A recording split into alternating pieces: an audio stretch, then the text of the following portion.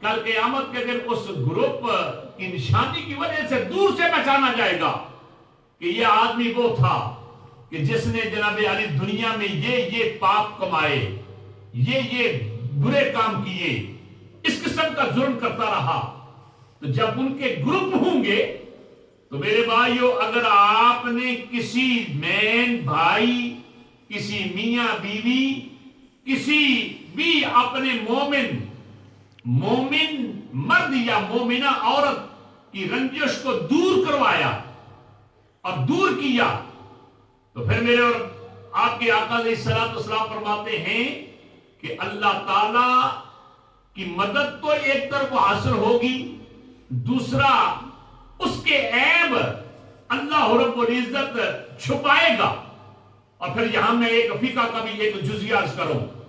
دیکھیے، جھوٹ بولنا تو ہر وقت ناجائز ہے، جھوٹ نہیں بولا جا سکتا، لیکن علماء فرماتے ہیں کہ میاں بیوی کی رنجش کو دور کرنے کی خاطر اگر آدمی جھوٹ بھی بولتا ہے تو اس کے بولنے پر اللہ تعالیٰ گناہ نہیں لکھے گا، بلکہ اللہ تعالیٰ کرم نوازی فرمائے گا۔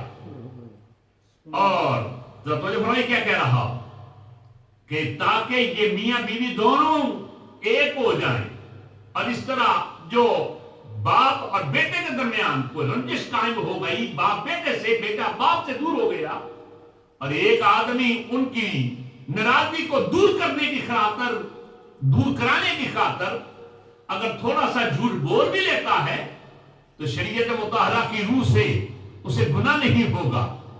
اور اس کی کئی ایک مثالیں ہیں، جن میں سے صرف میں ایک ہی مثال آپ کے سامنے رکھتا ہوں کہ دیکھیے کہ اگر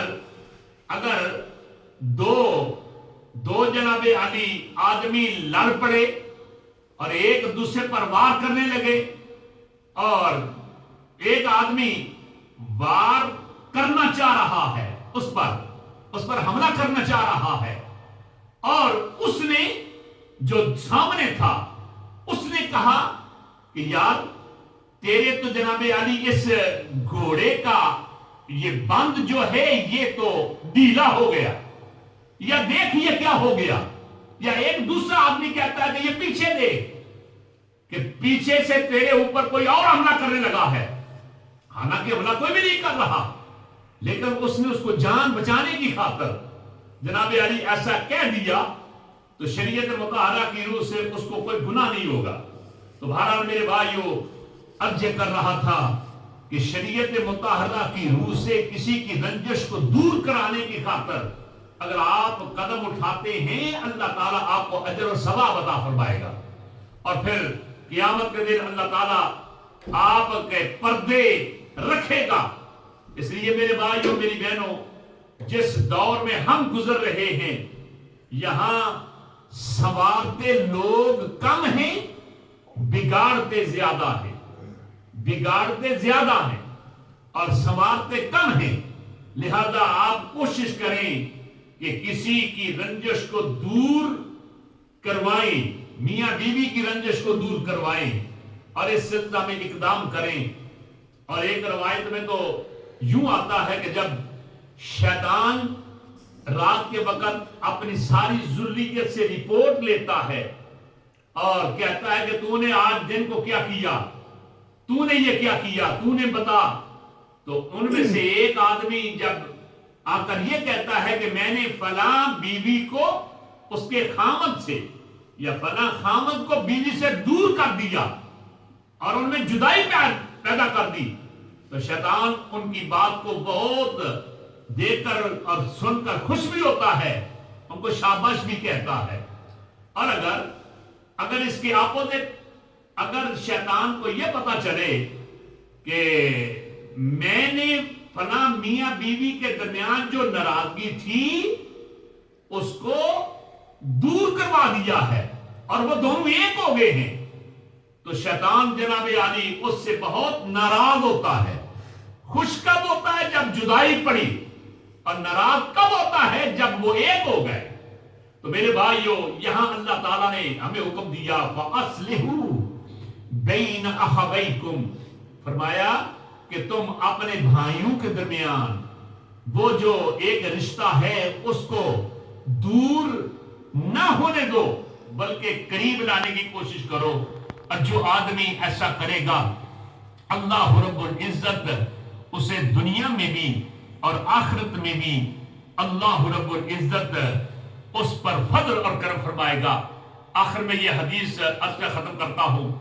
حضرت ابو درداء رضی اللہ تعالیٰ عنہ نبی پاک علیہ السلام کے بڑے پیارے صحابی ہیں. انہوں نے اس حدیث کو روایت کیا. وہ اس کے راوی ہیں کہ نبی پاک علیہ السلام نے ارشاد فرمایا، سرکار نے کیا فرمایا، الا اخبرکم، کیا تمہیں نہ بتاؤں کہ نماز سے اور روزے سے اور صدقے سے بڑھ کر کون سا عمل ہے نا؟ تو جواب کی دیکھیں، نماز ایک عظیم عبادت ہے، روزہ ایک عظیم عبادت ہے، اور صدقہ ایک عظیم عبادت ہے. اور نبی پاک علیہ السلام فرما رہے ہیں کہ تمہیں نہ بتاؤں اس سے بڑھ کر کون سا عمل ہے؟ صحابہ کرام رضوان اللہ تعالی علیہم اجمعین نے عرض کیا کہ ہاں یا رسول اللہ بتائیے. آپ نے فرمایا صلاح، دو مردوں عورتوں کے درمیان صلح کرا دینا. یہ نماز سے بھی اور زکوٰۃ اور صدقے سے بھی اور روزے سے بھی بڑھ کر عمل ہے. اللہ تعالیٰ اس سے اجر اور ثواب عطا کرے گا.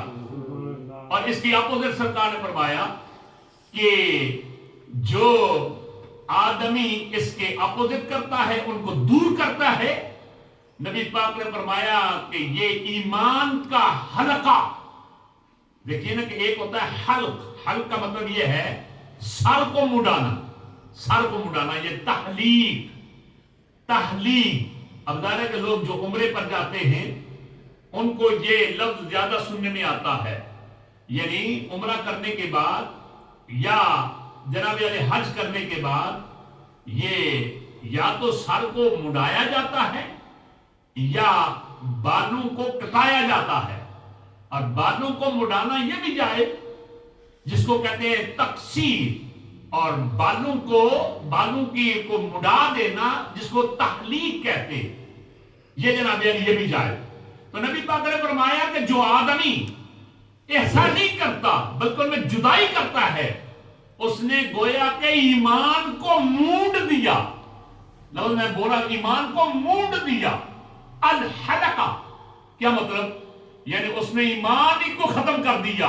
کہ جس نے میاں بیوی کے درمیان، جس نے باپ اور بیٹے کے درمیان، جس نے کمیونٹی کے افراد اور مومنین اور مومنات کے درمیان جناب علی یہ جدائی پیدا کر دی. اے میرے بھائیو میری بہنوں، اس وقت ضرورت ہے ہم ایک دوسرے کو قریب لائیں اور ایک دوسرے کو قریب لا کر اور بھی ایمان کی جو بنیادیں ہیں ان کو سٹرانگ اور مضبوط کریں. اللہ رب العزت اپنے پیارے حبیب قریب علیہ السلام کا صدقہ ہم سب پر فضل اور کرم فرمائے. اور خدا تعالی ہمیں جو صحیح معنوں میں یہ جو ایمان کا رشتہ ہے اور ایمان کی جو ریلیشن ہے، اس کو مزید قائم کرنے کی اللہ ہمت اور توفیق عطا کرے. آمین ثم آمین. وما علینا الا البلاغ المبین.